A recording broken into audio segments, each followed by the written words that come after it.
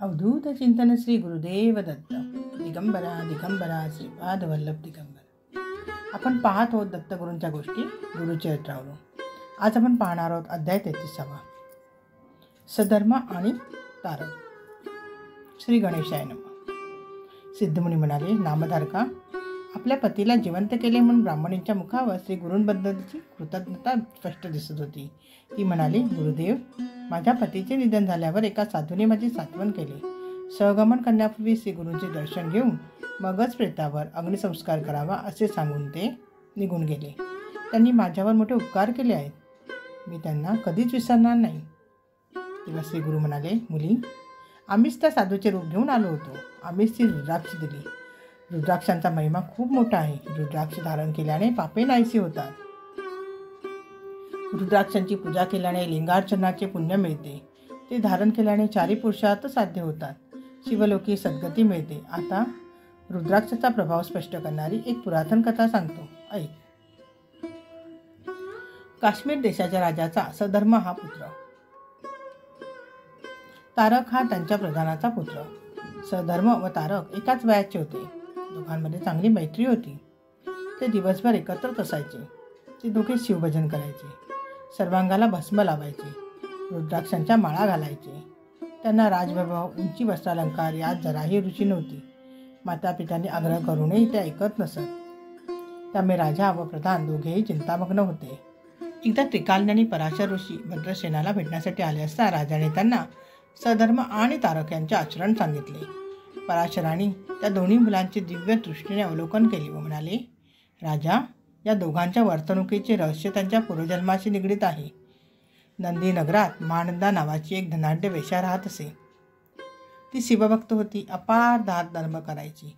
तिच्या स्वर्ण महालात एक नाट्यमंडप होता. ती तेथे सख्यांसहित नृत्य करायची.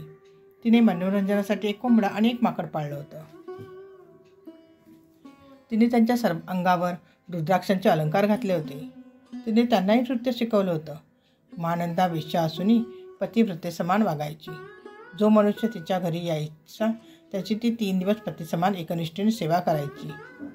त्याला शिवस्वरूप मानायची. सर्व प्रकारची सौख्य देऊन त्याला संतुष्ट करायची. एकदा शंकराने तिची परीक्षा पाहण्याचे ठरवले.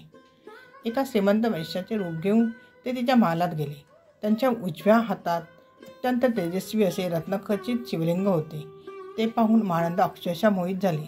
तिच्या सख्याने त्यांचे उत्तम आदरातिथ्य केले. महानंदीने त्या वैश्याला, आपण हे शिवलिंग मला देणार असाल तर मी सूर्य आणि चंद्र यांना साक्षी ठेवून 3 दिवस तुमची पत्नी होण्याचे वचन देते असे सांगितले. त्याने ते शिवलिंग तिच्या हाती दिले व म्हणाले, हे लिंग माझा प्राण आहे, ते जपून ठेव. त्याला हानी पोचली तर मी प्राणत्याग करेन. ते मान्य करून महानंदीने ते शिवलिंग नाट्यमंडपाच्या मध्यवर्ती स्तंभाला बांधून ठेवले. मध्यरात्री महानंदा वेश्याशी प्रणयक्रीडेत रममाण असताना शिवसंकल्पाने त्या नाट्यमंडपाला अचानक मोठी आग लागली. लोकांनी आग विझवण्याचा प्रयत्न केला, पण उपयोग झाला नाही. त्या अग्नीत वेश्येने पाळलेला कोंबडा, माकड आणि ते शिवलिंगही जळून खाक झाले. त्यामुळे शोकग्रस्त वेश्याने चिंता प्रदीप्त करून सर्वांसमक्ष प्राणत्याग केला. शिवलिंग दग्ध झाले. पुरुष हत्येचे पातक घडले म्हणून महानंदीला खूपच दुःख झाले.